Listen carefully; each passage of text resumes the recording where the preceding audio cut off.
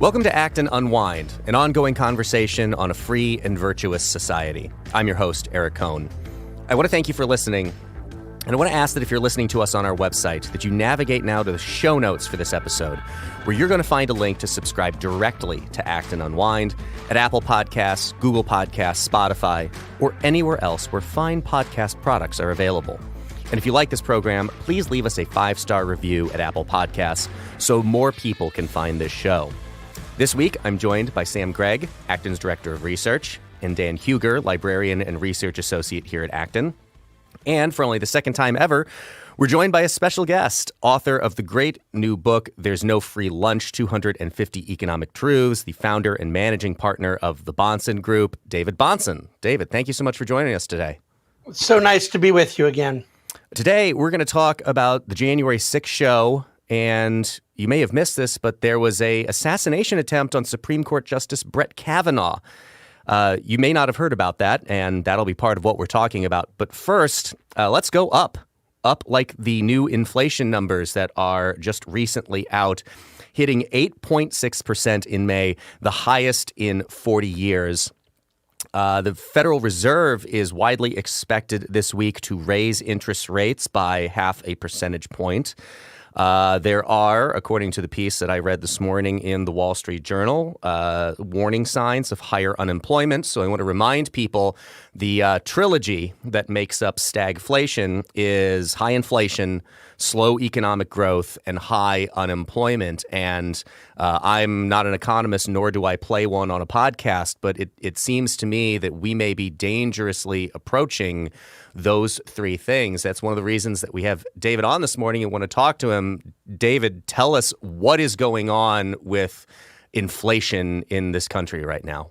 Well, let me start with the stagflation comment you made, particularly the sort of trifecta of indicators, and focus on that unemployment one, because this is where I'm taking an incredibly nonpartisan and apolitical approach to the subject. Now, Acton Institute's about as good as it gets at doing the same in economic analysis. My obsession with economic theory is divorced from my childhood obsession with politics, which is slowly becoming an adult contempt for politics. But the fact of the matter is that I think most stagflation talk is more political than economic, and yet it can be prophetic. It can be predictive. But out of respect for history and the genuine pain of the 1970s, let's remember that the unemployment rate in 1976 was 7.7%. And it stayed there for the bulk of the decade, something with a 6 or 7 handle.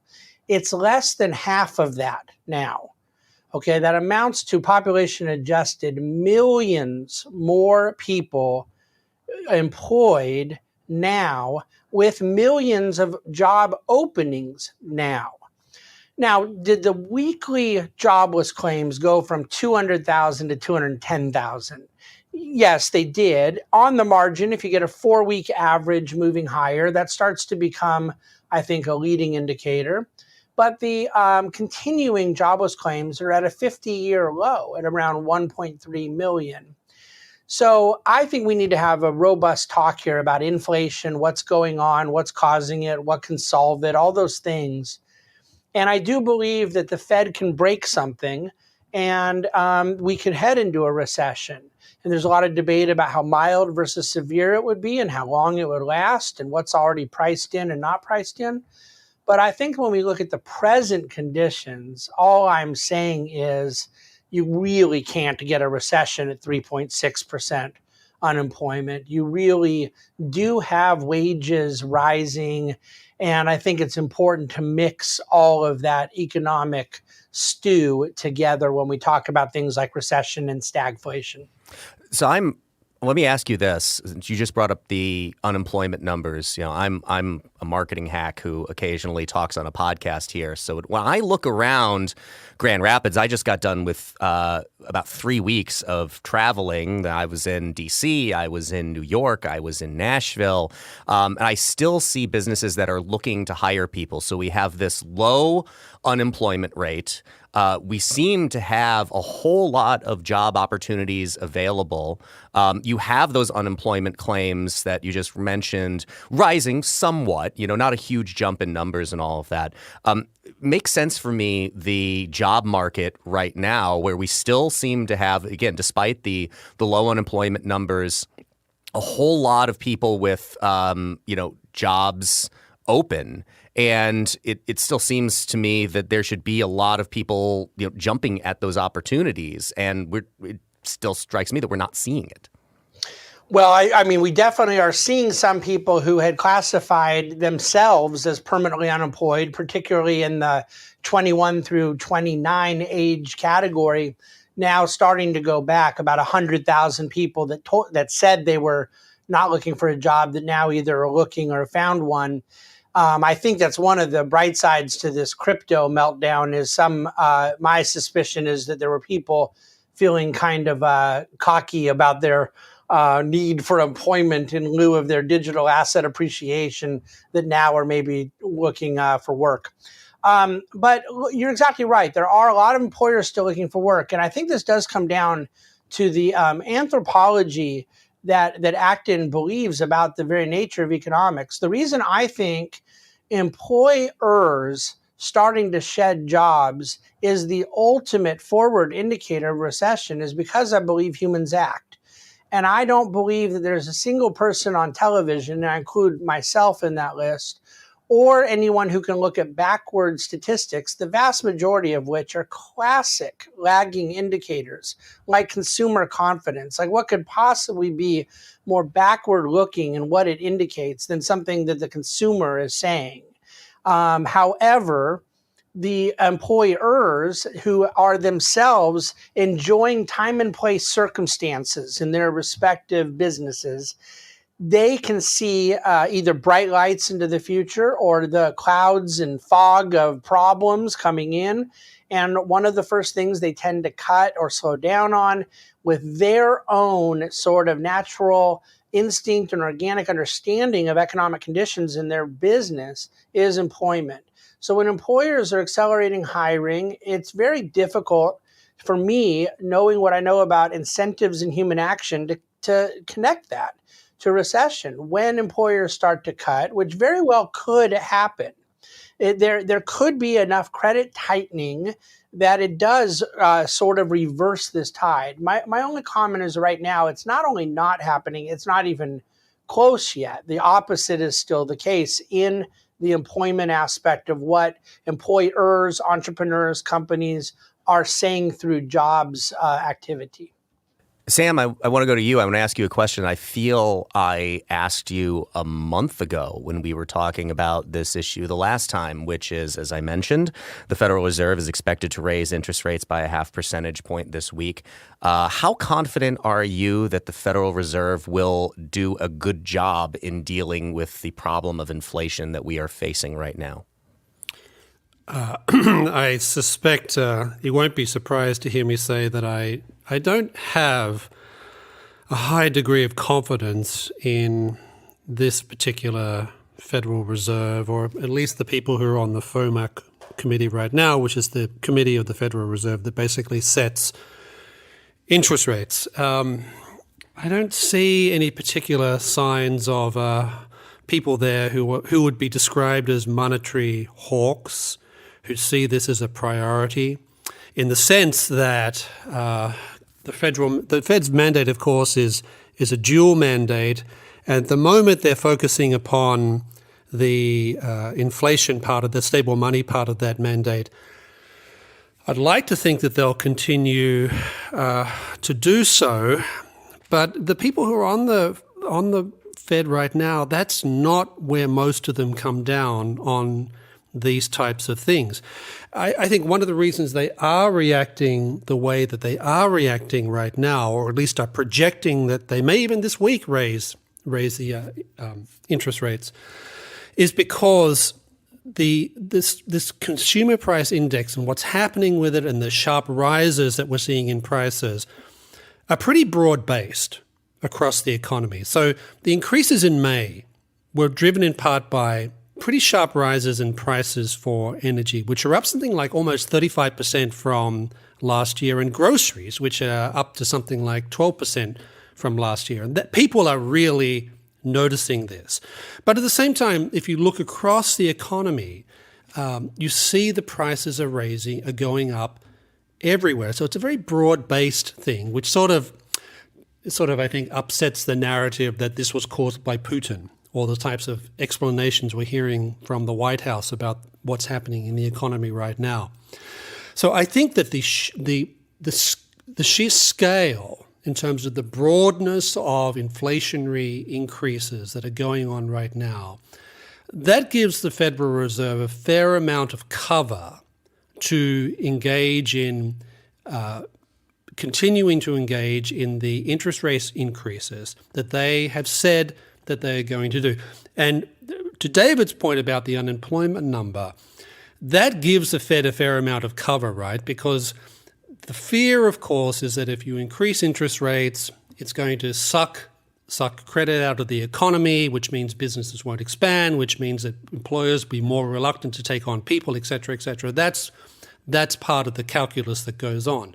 But because the unemployment rate is so low right now, if the Fed is going to be aggressive, now would be the time to do it.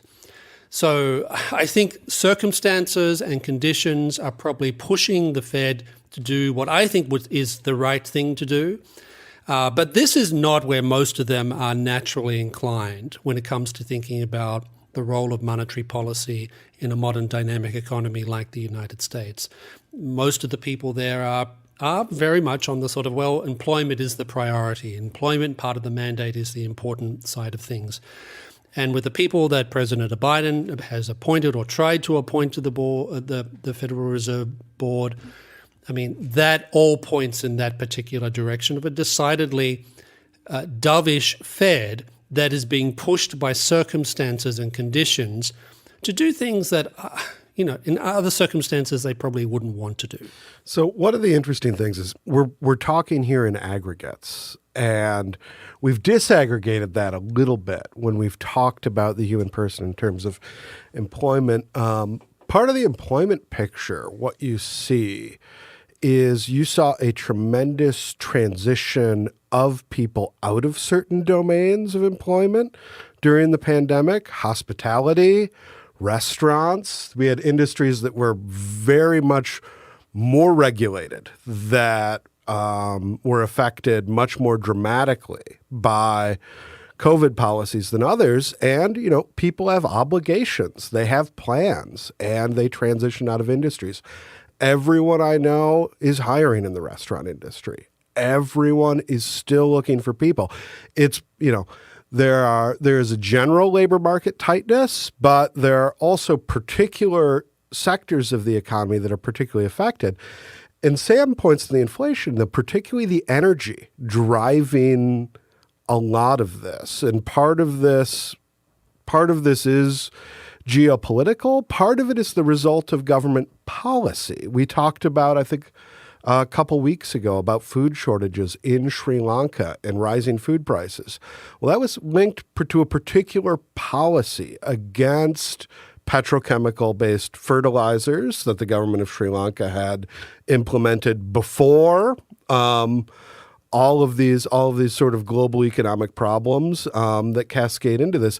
So there are individual sort of interventions that have exacerbated both the labor market tightness in some sectors as well as inflation driven by certain sectors of the economy where we see especially large rising prices. David, the part of this whole story that I appreciate the pushback on the 1970s analogies that we're all making. It seems the natural place to go when we're talking about high gas prices, when we're talking about inflation. It's where a lot of Americans' brains naturally default. But the real wild card in all of that, right, is that we are still, while we've gotten back to living our lives in a way that puts COVID in the rearview mirror, the tail of the impact of the decisions that were made during the pandemic are still very much with us. How do you see our recovery from the interruptions in supply chains that happened largely because of decisions that were being made rather than more natural factors? How are we moving along and recovering from the COVID policies' impact on our economic conditions? Yeah, it's a wonderful question, and there's so much to unpack there because I am of the school of thought that there is a lot of governmental error that is behind some of the price inflation we're experiencing now. And yet I refuse to join the chorus that says it's because all government spending is inherently inflationary. Like we can run the national debt up from 10 trillion to 30 trillion and get no inflation to speak of. But then once Biden passes a $1.9 trillion spending bill, then it became inflationary. Or as if Japan's 250% debt to GDP, which has been radically deflationary for 30 years, is somehow a counterfactual. I believe that there's governmentally caused inflation, but that it comes out of what you're bringing up now, which was largely the impact to the supply side of the economy. The labor shortages that were incentivized by the extended federal unemployment benefits, the regulatory apparatus that allowed us to ever get to a point where we were so reliant on the ports that there was not better incentives to get people back to work at the Long Beach port and up and down both East and West Coast. The 40,000 people that stopped being truck drivers right when we most needed them. I can go on and on. There is a lot of governmental overlap with this, and a lot of it there was a hangover out of COVID, but there's no bigger factor, none, than them underestimating the demand surge. The demand surge was not primarily caused because some people got the government stimulus checks. I didn't get a government stimulus check, and I went on as many vacations as I could find time to get on a plane for once they allowed us to travel again. If my wife and I could fly out for an afternoon, we would have done it. You know what I'm saying? There was a huge pent-up demand because humans act, and humans were imprisoned for a long time in their homes and wanted to get back to restaurants, bars, coffee shops, vacations, hotels, and that's what you're seeing. And he described it perfectly. They're trying desperately to hire more in the hospitality sector and food and beverage. That's a demand surge. But we know that inflation is too much money chasing too few goods, and I'll add services. And that's the problem. On the supply side, the goods and services were inadequate to meet the demand surge. But you know what? Consumption of oil right now, daily, is the same as it was in 2019. The demand side of oil is not why we have $120 oil. It has come back up, and yet our supply particulars are more geared towards $50 oil. How could that possibly be? Well, we know why. Limitations on production, the ESG extremism, pressure in capital markets for them to not invest in more production. I don't think, Sam and I disagree on it, but I will say Putin is a factor here. I don't agree with the Biden administration blame casting it or pretending like there was no energy inflation before Putin. But look, goods inflation has disinflated the last 3 months. The core inflation rate, it's still very high and going high and staying high, but it was lower. It's headline inflation because of food and energy that hit 8.6 on Friday. Now, guess what? People eat and drive. So headline inflation matters. I'm just simply pointing out that we have the highest concentration of inflation in areas that are supply oriented. And I honestly believe that the Fed could raise rates to 5% tomorrow, and it wouldn't make a whisker of difference in the areas of food and energy that I'm describing as problematic. So the COVID policies were done wrongly to begin with, and then the kind of normalization out of it was massively misunderstood. And not by the way, just by governmental bureaucrats and so forth. A lot of people, including in financial markets, miss underestimated the reality of human action. People wanted their lives back, and the supply-demand imbalance has been something to behold. And then now we still have been, at least for last quarter, I think it changes into Q3, but China's just utterly insane zero COVID policy and lockdowns in Shanghai and Beijing in Q2 had a huge impact into supply chain yet again, even past our own supply chain deficiencies of late last year. So some people have a hard time learning these lessons, I guess. David, I think, highlights an important distinction that we should make. As I mentioned David's book when I was introducing him, There's No Free Lunch, 250 Economic Truths, right? So I think that we all believe that there is a truth about the economy and the way the economy works that underlines all of this. But the problem is that it then gets filtered through a very political lens. I remember David and I talking, I think back in October or November, about how it is completely sensible for Republicans to make the argument that it was the actions of Democrats that led to inflation, because that is the politically advantageous argument to make. But as I think David has pointed out, that doesn't necessarily mean that it was, we ran up the debt from 10 trillion to 30 trillion and it was just, that one straw on the camel's back of the last actions of the early part of the Biden administration that broke it. Although I think we probably all agree that adding just that much more spending was probably not a great idea at the time and not something that we should have engaged in. So the question to me now is, it looks like, and as a guy who used to run political campaigns, trying to read the tea leaves of what is coming up in November, it looks bad for Democrats. Like, you never want to be in the political game of musical chairs. You never want to be the one left standing up at the time where you've got inflation going on like this, because people are going to punish you. Voters are going to punish you severely for a bad economy in a way that so directly impacts their lives. And again, I feel I keep asking you the cynical questions here, so I'm going to do it one more time.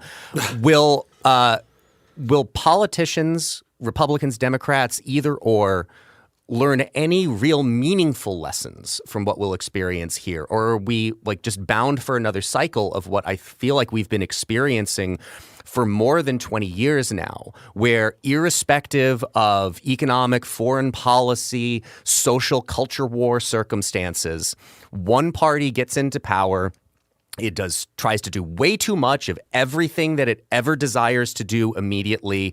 Voters react adversely, kick them out, and put the other one in. We get these wide pendulum swings of political power that at the end of the day leave almost no one truly satisfied with the state of the country. Is there any reason to be hopeful that any meaningful lessons will be learned from what has been experienced over the last couple of years, and with a political rebuke to the party in power, anything meaningful will change? Well, that's been the cycle, hasn't it, for a couple of decades now. You have president administrations elected. 2 years later, the other party gets a relatively big swing to it in the Congress. They get the Congress, the House of Reps, as well as the Senate, and then you're stuck with 2 more years. Then you have a presidential election. I mean, we go through this. We've been through this cycle a number of times now. But is it likely that the political class is going to learn anything from this? Well, the indications would be no, because this is not the first time we've been at this rodeo. They seem to resort to the same type of behavior that they always seem to resort to, and that's partly because the incentives are there, right? Because the type of discussion we're having about inflation right now, which I think is nuanced, which is paying attention to different factors that are contributing to our inflationary problems, which would acknowledge, for example, that if we're going to talk about the Biden administration's spending packages and the way that may have tipped the balance and helped to facilitate an inflationary outbreak, we shouldn't forget that the Trump administration was doing the same thing in its last year in power, right, in terms of big spending bills being passed by Congress. So the political class, I think, in some respects, just keeps repeating this type of behavior, partly because the political incentives are there to do so. You won't see Republicans running for office this year certainly talk about some of the, I think, very bad policies of the Biden administration when it comes to spending, but they won't talk about the fact that the Trump administration were also in the big spending class, right? I don't remember any particular spending cuts happening during the Trump administration, and we saw during the first year of COVID, they injected large stimulus bills into the economy as well. So the incentives are part of the problem, and to have a type of nuanced discussion of the type that we're doing now, well, what that tells us is that there's lots of different factors that are involved in the current inflationary outbreak. It tells us that mistakes were made by, I think some serious monetary policy mistakes were made by the Federal Reserve. I think some serious spending mistakes were made by two administrations when it comes to the current dilemmas that we find ourselves facing. As David has pointed out several times, we have this pent-up demand, which is driving things, and we have a weakness on the supply side of things, so that's part of the factor. But that's not going to win you elections to have discussions about these things, right? That's not going to get people to go and vote for you. That's not going to energize lots of bases of parties to go out and vote. They want to hear that the other people are completely and fully responsible and our side has nothing to do with it.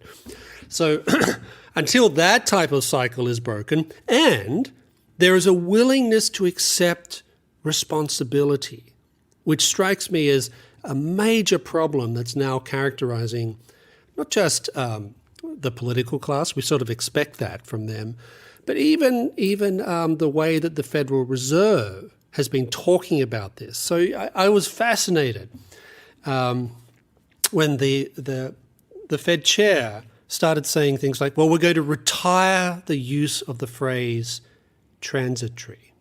Well, what does that mean? Are you saying we got it wrong, but we don't want to say that? I mean, this type of doublespeak, I think, only encourages people to be very cynical about the way that senior public officials are dealing with some of these types of problems. I was struck when Janet Yellen, remember, she said she got it. She said, well, I got some things wrong. I was struck by that because, okay, wow, she actually admitted publicly that she got something seriously wrong. Now, in my view, in another world, people who get things seriously wrong and who are in public office should resign. But they don't, because that's the other flip side of the responsibility thing, right? There's accountability. And there's not a lot of accountability being enforced or even expected now across large swathes of the American public square. And that's a broader political problem that I think underlies many of these economic challenges. If you want a quick symbol of the frivolousness of our political times, you invoked Janet Yellen there. So I will just give you a headline that I saw yesterday, which was Janet Yellen, who is the Treasury Secretary of the United States of America at the middle of circumstances that we have been describing for the first 28 minutes of this program, pushed back against the idea that we were heading into a recession. And the figure who had said we were going to be heading into a recession she pushed back against is Cardi B, the rapper, there is just something. You know, I'd be laughing if I wasn't crying for the fact that the chosen person to push back against here is a rapper who, while she may be a wonderful person, I don't know her, probably doesn't know a whole heck of a lot about the economy. But something else that Sam pointed out that I think was particularly interesting is that they're going to retire the term transitory, right? There's this very academically informed concept that if we can change the way that we talk about some of these things, we actually change the thing itself. That if we describe it in a different way, it is not the same problem that it was before. I think we see this in a whole lot of parts of American life, that if we just change the way that we talk about it, it's not the same problem anymore. And it doesn't change the underlying fundamental truths of it, which I think was part of the question I was asking Sam. That is, like, there's an underlying reality to the economy. And then there's the way that it gets interpreted through political rhetoric. And, you know, it's not all that often that those two things meet. Yeah, you've got a very interesting way of talking about this that you see You see this obfuscation. You also see it with all of the causes we addressed. There are certain things with supply chain disruptions with the war in Ukraine that are certainly real and reverberate in the economy. But the idea that Putin is this personal figure who is doing this to spite the United States or to hurt the Biden administration. Or that they can hang all inflation and really all economic problems on Vladimir Putin and just on Vladimir Putin. When you have Elizabeth Warren blaming food prices on the machinations of big turkey around Thanksgiving, this is because there are concrete policy proposals that could be entertained with the aim to lowering prices that are economically informed, that could be in a just a slightly different world, largely bipartisan. Things like, some regulatory reforms in the energy sector, where we are facing real supply constraints right now. Things having to do with the regulation of international trade, about the way that our ports function to get them back up running at capacity. There's a lot that politicians can't control with this, but there are some very simple, if unglamorous things that could be done to actually make this situation better and to move us towards a stabilization in prices. And policy thinking that, extends further than, the individual's nose. I remember 15 years ago, back when I did public affairs work, working with a client who was advocating for the construction of the Keystone XL pipeline. And one of the arguments that was always offered in response to that is, even when gas prices were going up, well, even if we started, even if we went full bore on that today, right, it's not going to change the current circumstances. Yes, agreed.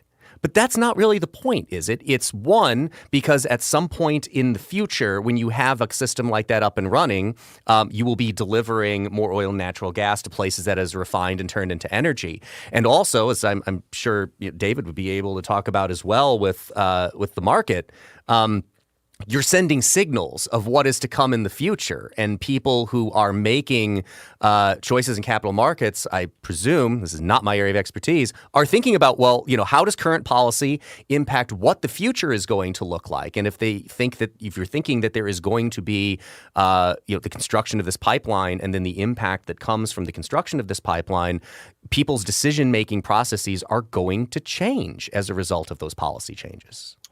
Well, that's exactly right. And it's more than just the signal to the market. It's a sort of cultural milieu that has happened in the energy sector. The Biden administration specifically stopped drilling on federal land, stopped approving new lease permits, made the headline announcement about the Keystone pipeline. And one of the criticisms I have of those of us on the right, when we focus on, the Fed's creating inflation, or they blocked Keystone, there's this kernel of truth to this, and it becomes important to focus on and certainly politically beneficial. But then what often happens is I think we miss the rest of the forest for that singular tree. When we say they blocked Keystone and the left says that wasn't going to make a difference for many years in transporting oil and gas from Canada, what we then lose track of when we focus on Keystone is what about right now? New permits and projects not being approved in Oklahoma or in West Texas. What about right now? The European authorities that were not approving the receipt of liquefied natural gas into terminals. And therefore, our export capacity was not being prepped for not only the ability to avoid inflation in a Putin-led war in Ukraine, but for just a growth opportunity to have a more environmentally sensible and economically beneficial byproduct. Us liquefying natural gas and selling it to Asian and European allies is an incredibly missed opportunity. So I never want to focus on just one angle. And this is to kind of come back to some stuff Sam had said earlier. It's my biggest concern right now around the Fed is I have a generational criticism that's not limited to right now and the CPI, that the Fed distorts markets. that the Fed creates a boom-bust cycle and then exacerbates it and ultimately gets a diminished return from it and leads us into Japanification. The Bank of Japan makes our Fed look like the most hawkish, tight central bank on the planet, and Japan has nothing but deflation to show for it. I believe we need to critique the Fed holistically, not that they got it wrong, that they never should have tried to get it right, that they lack the knowledge to use an interest rate and the cost of capital to manipulate the economy and try to neuter business cycle reality. That's my critique of the Fed. And so at one point in time, we get inflation, another point in time, we get deflation.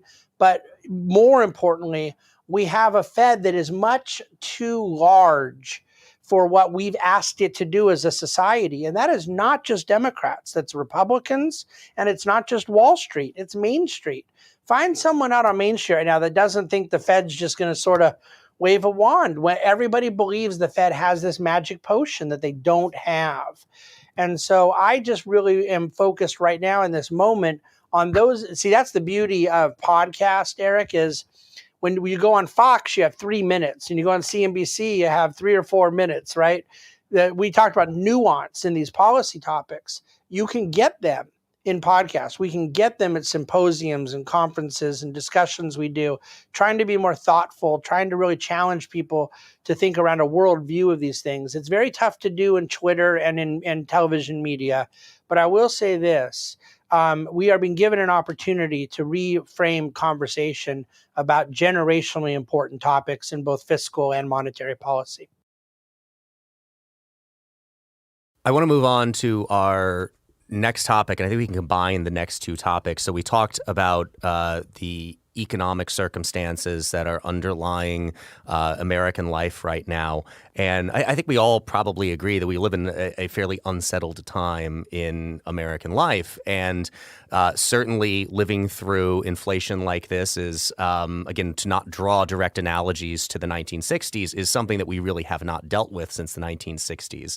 And I think it affects the way that Americans think about this kind of stuff and think about their lives, right? I heard this great point from John Podhoretz about driving, where, you've got a little less than a half tank of gas left, and you'd normally wait till you got under a quarter of tank before you would fill up. But, you start to think, I don't know what the price of gas is going to be by the time I need to fill it up, so I should probably just fill up now.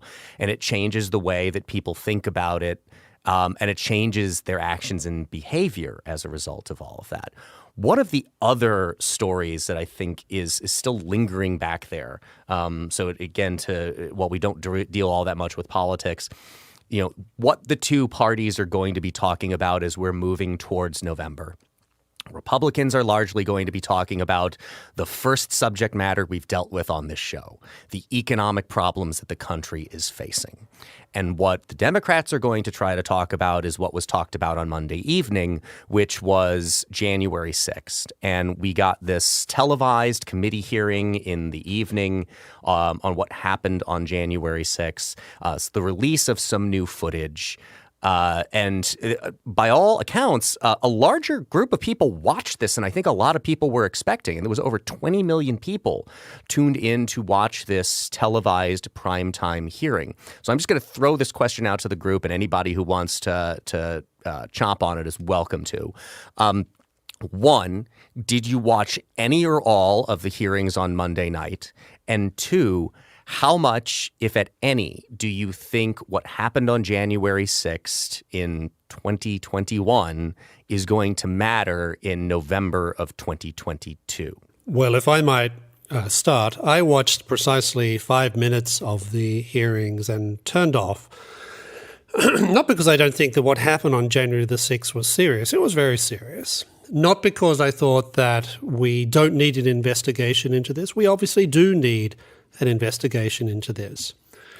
But the reason I tuned out and turned it off is because I have, first of all, very little confidence that this committee is going to pursue this in a way that's genuinely non-partisan.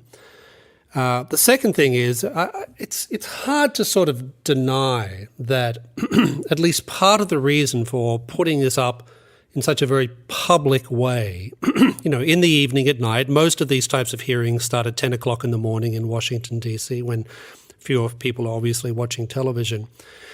It's a bit of a show, and I think it's at least partly motivated on the part of some people, not all, but some people, by a desire to distract the country from the very, very serious economic and political challenges that it's having right now. I think that most people have already made up their minds about what happened on January the 6th. They've already factored it into how they're planning to vote come later this year. So I have to say, I'm not cynical about the process, but I think that it is governed as much by some of the political considerations that we've already talked about this morning. And I'm not trying to be cynical about this. I just think that this happens to be part of the reality. Now, of course, it will be fueled by the more that President Trump and some of his closest supporters insist on keeping talking about an election that happened a year and a half ago. So, I mean, they're bought into as much of the desire to revisit these events and the whole thing surrounding January the 6th as a significant number of people on the left. So do I think it will substantially affect things come November? I doubt it. Do I think that it's going to change much of the political dynamics? I doubt it. I'm not even sure what they're going to come up with in terms of, are they going to recommend prosecution of Donald Trump or people around him for conspiracy to overturn the election results of 2020? Maybe they'll come up with something like that, but we just don't know. And then what happens? Who takes up such a recommendation? Is it prosecutors in a particular part of the country? Is it judges? I mean, all those things, I think, become very, very open to question and are very, very uncertain at this point in time. Yeah, I mostly agree with Sam. The only thing I would say is I don't think it's that the Trump administration and people surrounding Trump, particularly President Trump himself, have been almost as focused on January 6th and election-related issues as this committee and the left. I think they've been far more so.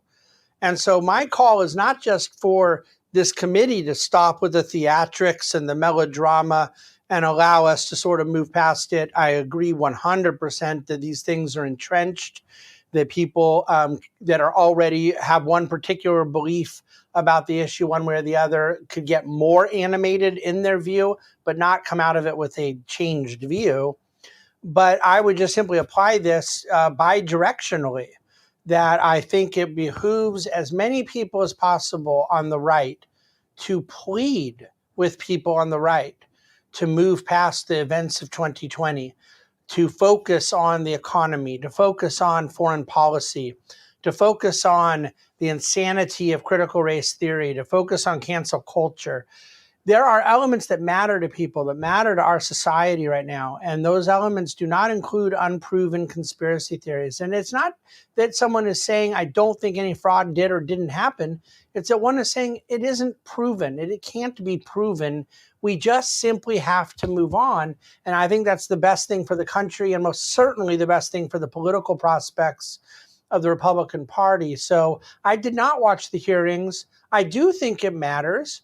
I do think that there is some more clarity that will come, not about whether or not the events of January 6th were President Trump's culpability or not. I don't think the DOJ can really take up charges there. And if they do, they really will help him. They'll make him more of a martyr, much like Twitter kicking Trump off helped him in that sense. But I more think that it's interesting to hear that other people in his circle, Kellyanne Conway, Bill Barr, Ivanka Trump, Jason Miller, perhaps Bill Stepien, campaign manager, that they told him, you lost. I think that's interesting, but I don't think it's changing any minds at all. And I think that the Republican Party would really help itself to focus on issues at hand. The one quick thing that I will say about the show element of all of this. And they had this committee had hired James Goldston, who was a former TV news chief, to help make this into the production that it was. And if there were an entirely unofficial act and unwind drinking game, one of the things would be if I invoke Yuval Levin, and I'm going to invoke Yuval Levin, which is the problem of so much of the work of Congress being in public. There's just a change in behavior when the cameras are on. Anybody who has ever watched a bit of reality television knows that. And that's not to say that a meaningful presentation of this to the American people couldn't be made. But as I think about the last kind of an incident, and again, I'm not making a direct comparison between these two things, but just bear with me. The last incident that produced any kind of a committee that was going to produce a report on all of this was 9/11. And I remember that coming out, and it was a book. It was a long book, and I owned it and I read it. But there wasn't the same attention around the work of the committee while the committee was doing its work. And I think we're being very poorly served by the incentives that I think both Sam and David highlighted that exist for people to perform for cameras in a way that doesn't help point towards the truth, that points instead towards Yuval's diagnosis of what is wrong with so many of our institutions, that they become platforms on which people stand and perform rather than which perform very important work.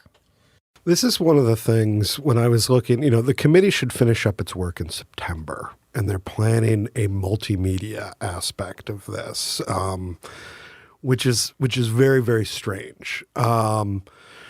These sorts of fact-finding commissions are very, very important because what we saw on January 6th were cascading levels of failure of law enforcement, of the FBI, there are all sorts of precautions that we take to secure our nation's institutions. And for this sort of spectacular failure to occur is something that needs to be investigated. And there needs to be constructive recommendations that come out of the committee to address that. Congressman Meyer is one of the few Republicans on the committee. He is the rep here in Grand Rapids. I've listened to a number of interviews about him. There is a politicization of the committee that he will readily acknowledge, but there is also genuine work to be done.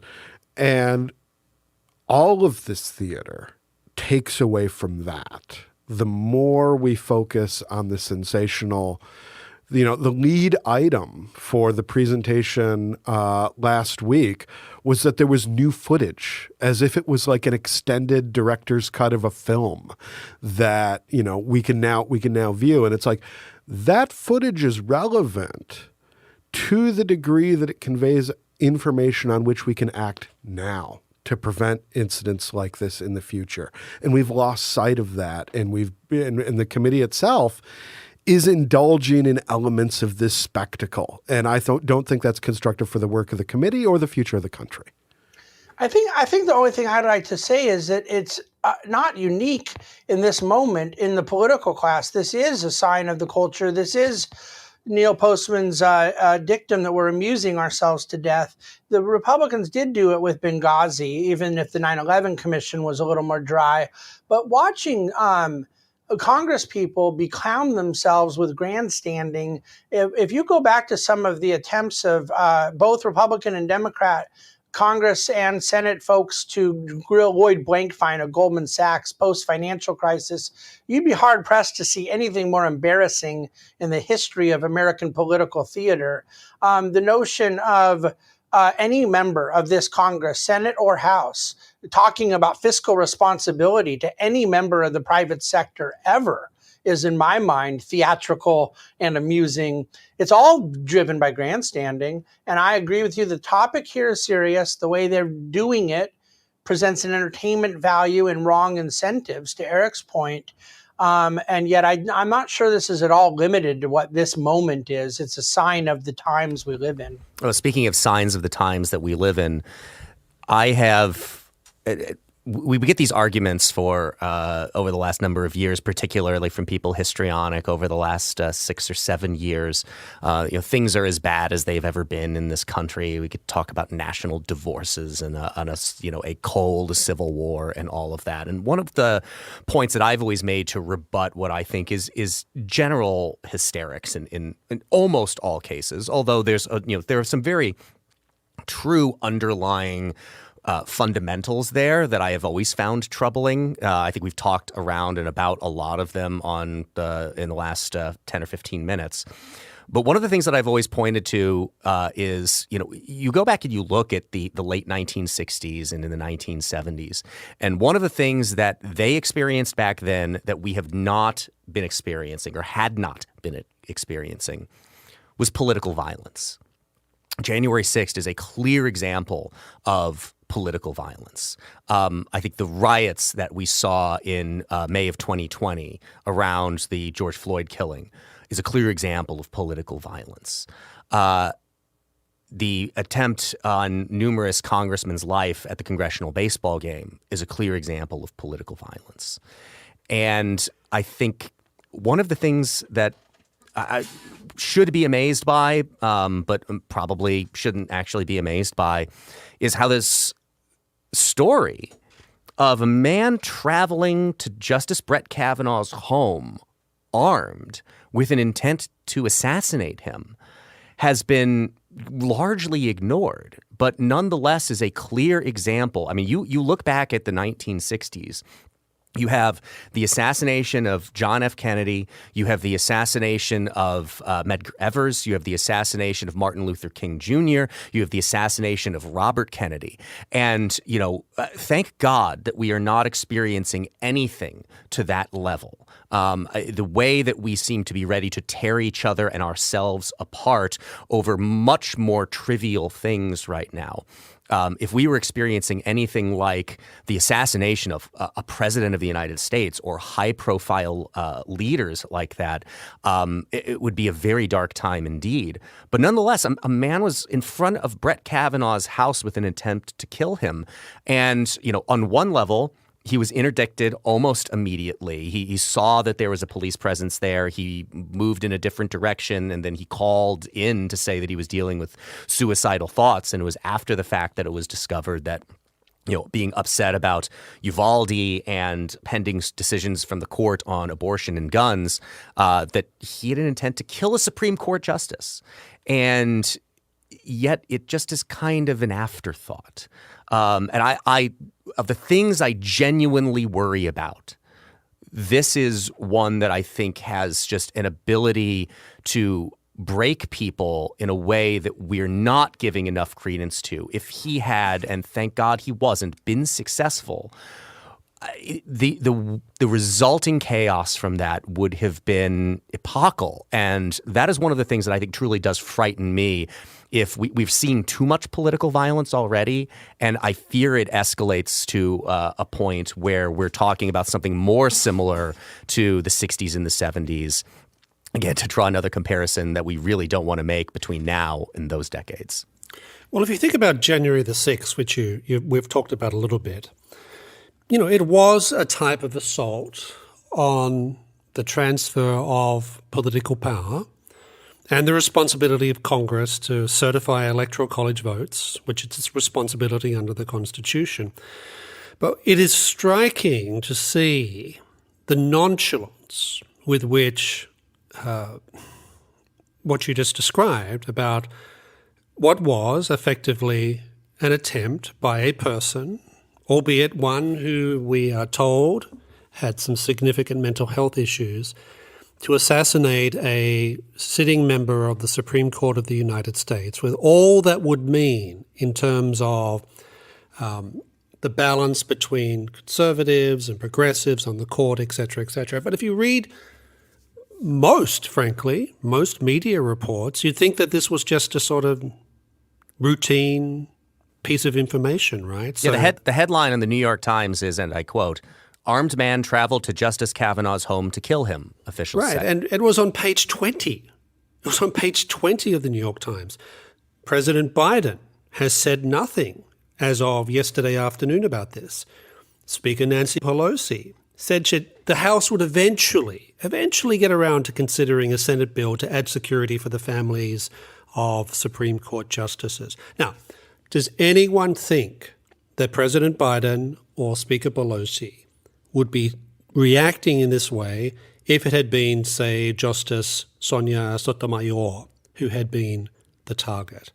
So this casual acceptance or this type of normalization of this type of violence by, I think, large parts of the left. Now, there are some people on the right who fall into the same camp, but I think this sort of normalization of acceptance of violence by alleged moderate Democrats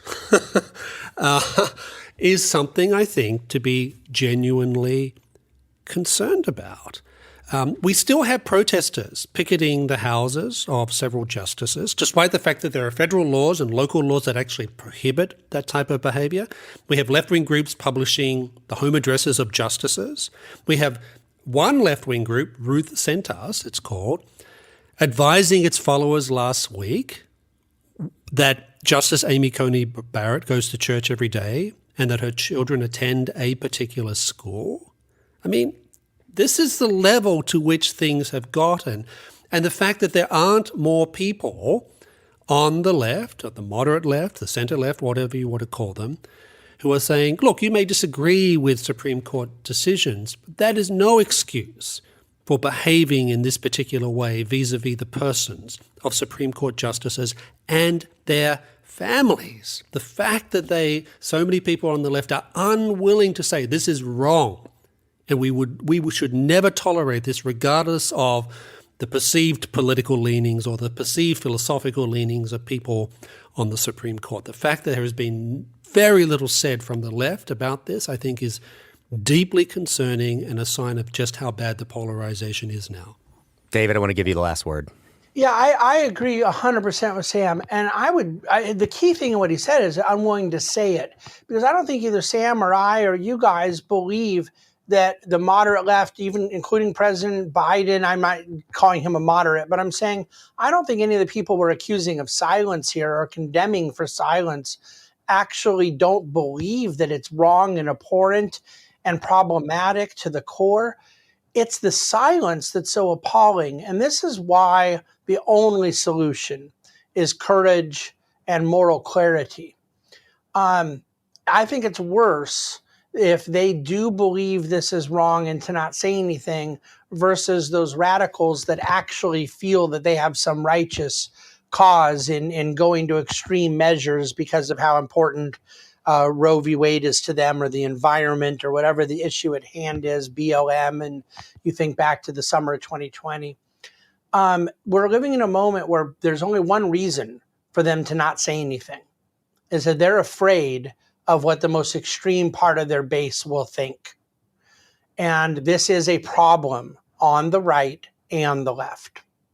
The lack of courage to speak up about things we know to be wrong because we're afraid of how it'll be taken or how it'll be responded to by particular constituents. It's a sign of moral cowardice, and both sides-ism is itself a grave sin. And right now we have just simply got to condemn political violence and threats, and any French Revolution behavior needs to be condemned regardless of the political hat being worn. Let's call it a wrap there. Thank you so much to David Bahnsen for joining us today. Go get his book, There's No Free Lunch, 250 Economic Truths. If more people go get David's book, hopefully we don't have to spend the first 30 minutes of a show like this discussing the economic problems that is currently facing the country. Can't recommend it enough. But David, thanks so much for joining us today. We really appreciate it. Thanks so much. Thank you for listening to Act and Unwind. If you're listening to this podcast on our website, we appreciate it, but we want you to look in the show notes. You'll find a link to subscribe directly to Act and Unwind, or you can just search Act and Unwind on your favorite podcast app. Also, please rate and review us on Apple Podcasts, 5-star reviews only, so that more people can find this show. Thanks to Sam, thanks to Dan, thanks to David Bahnsen. For the Acton Institute, this is Eric Kohn. We'll see you next week.